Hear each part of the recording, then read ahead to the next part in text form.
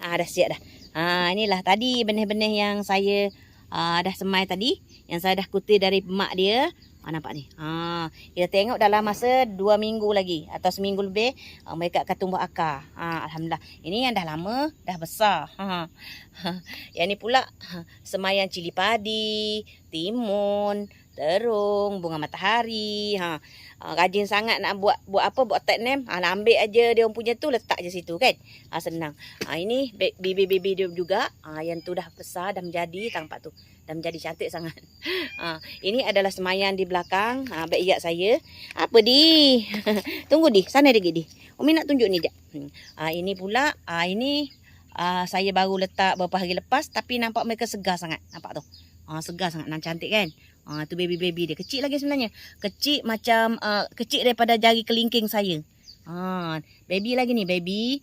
Jadi menanam anak-anak dia ni, yang anak kita kutip daripada mak dia, lebih mudah daripada kita tanam biji benih. Kalau biji benih tu agak lambat kan. Ini dah yang dah siap dah ni. Nampak? Dah kuat dah. Nampak dah tak boleh cabut. Nampak? Dah kuat dah. Kat sini pun banyak. Dah banyak dah anak-anak dia dah besar. Itu ada yang bawah ni, ada yang daripada biji benih. Ini daripada biji benih. Agak lama lah juga kan. Nampak tu. Ni daripada biji benih. Dia memang tempat yang lembap. Nampak cantik kan. Itu daripada biji benih. Ini semua daripada biji benih. Lama jugalah nak menunggu dia besar macam ni.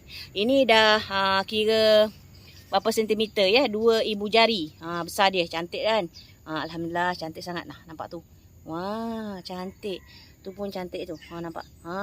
Cantik sangat. Ini pun cantik tu. Ada hijau. Ni dah besar lah. Besar ibu jari dan besar jari, 2 ibu jari juga. Semua ni kita nampak tu cantik. Kita semai daripada biji benih.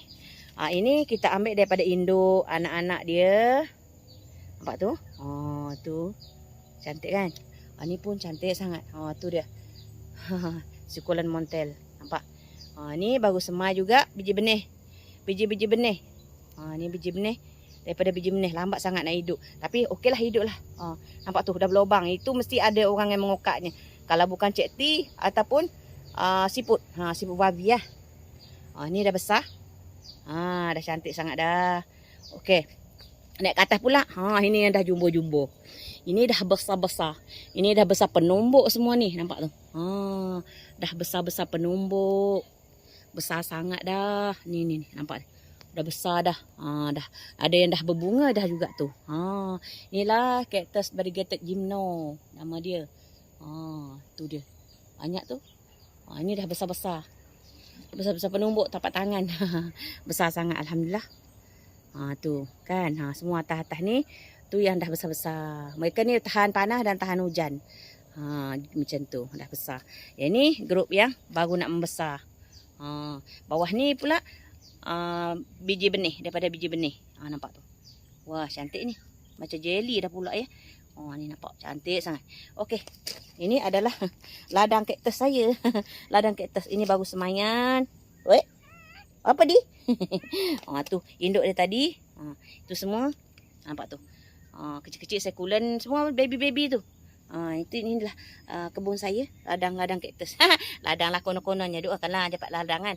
Ni yang dah tumbuh. Ini yang dah tumbuh dah. Ini baru sesemai tadi. Okey, macam itulah keadaannya guys. Tempat-tempat saya. Sampai ke sana. Alhamdulillah.